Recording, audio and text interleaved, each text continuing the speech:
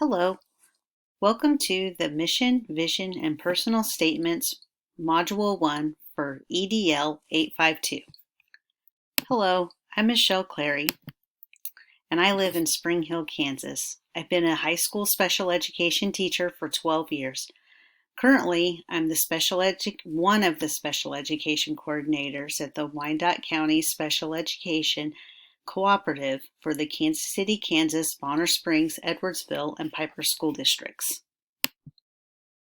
Some of my passions are inclusion of all students. I love watching and supporting sporting events such as the Special Olympics, Unified Sports. That's my middle school basketball team, one of them from last year. I love hockey, football, and the Kansas City Royals. What is a school mission statement?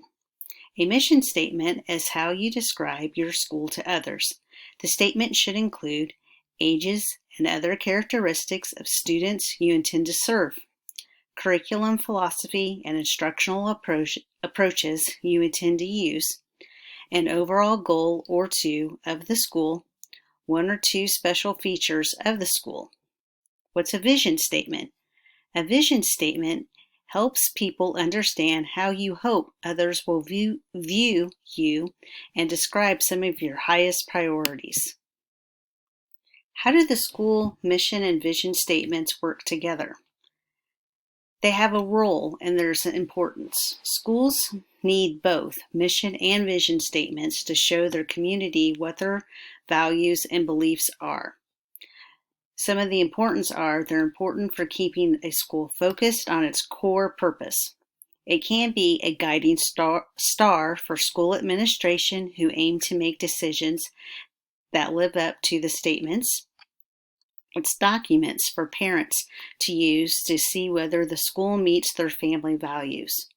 An effective school vision statement is inspirational, aspirational, and communicates what other schools hope to achieve. A powerful vision statement is one that gives everyone in the organization a vivid sense of purpose in the work that they do.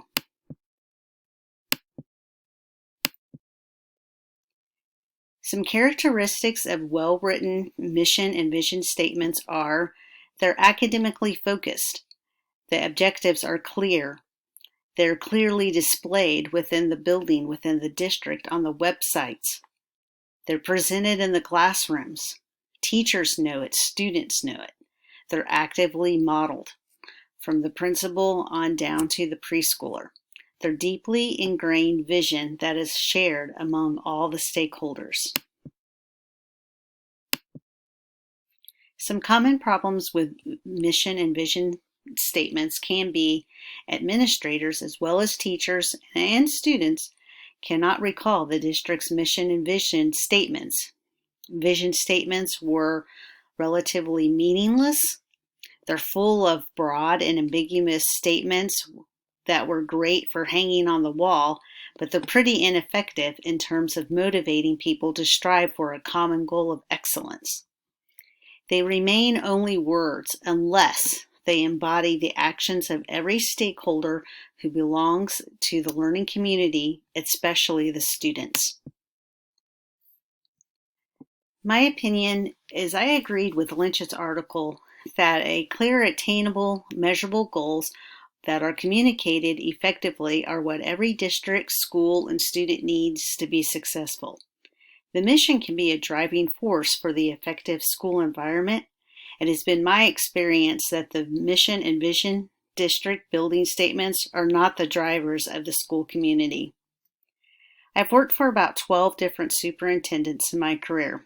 There's only 2 of them that I have worked for actively modeled the vision and the mission statements of the districts. In the cooperative that I work for, the Wyco Sped Cooperative, it has a vision, kids first. Kids first has been the vision for probably 30 years in our cooperative. I model and practice that vision in mind with every decision that I make. I make it for students first. USD's 500's Kansas City, Kansas mission and vision statements are striving to become one of the top 10 school districts in the nation.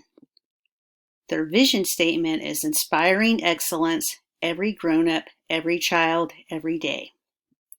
The mission statement is how you describe your school to others. USD 500 does have one large goal listed in the mission statement, to be a top 10 school district in the nation. The statement doesn't include the ages and characteristics of the students it serves. It doesn't target any curriculum, philosophy, or any instructional approaches. And it doesn't list any special features of the schools. The vision statement meets all of the requirements of describing USD 500's highest priority, inspiring excellence, every day, every child, every grown-up, every child, every day. Some possible changes. A possible change that I could suggest to the superintendent could be breaking down the vision into achievable steps of being one of the top 10 schools in the state of Kansas or the Midwest before hitting the national level.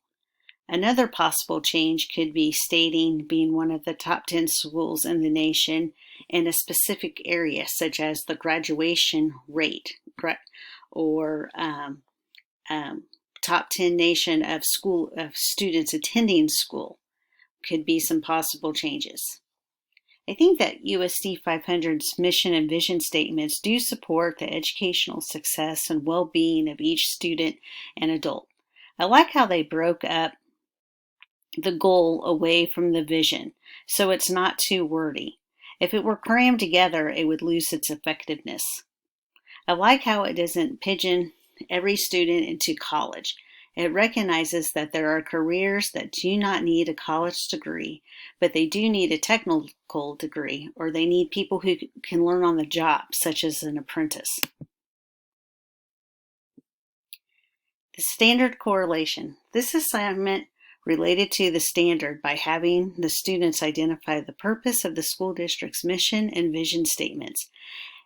It has explained the process that is needed to create the mission and vision statements and how it impacts the relationship between the building leaderships, communities, teachers, and students. Yes, I thought this assignment was relevant to my training and exploration of becoming a building administrator because it emphasized what the importance of the mission vision statements are and how to create or revisit the implementation of them.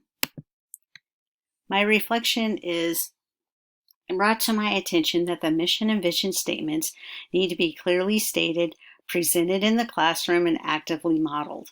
In PLC groups, professional learning communities, I would have teachers reflect and demonstrate how the mission vision statements are being used in day-to-day activities and how they're being reinforced. I would also have teachers and students help me collect data to present to each other and stakeholders and how students are excelling within the curriculums. Thank you for listening to my presentation on Module 1, and the next 2 slides are the references that I used. I look forward to working with each of you in the class. Thank you.